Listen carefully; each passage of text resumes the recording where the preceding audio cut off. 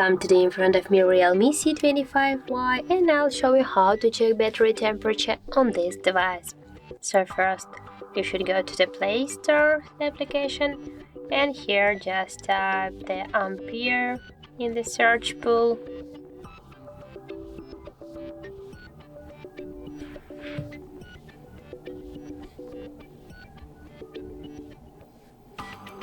Here we can just go now here to the apps, to the apps section, and now just type here the Ampere. Now we have to get this application. Wait a few seconds while application is installing on your device, and just now we can open the application.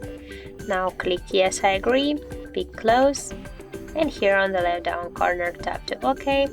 And as can you see right now, we can check the hour temperature of our phone, that's 33 and 4 degrees.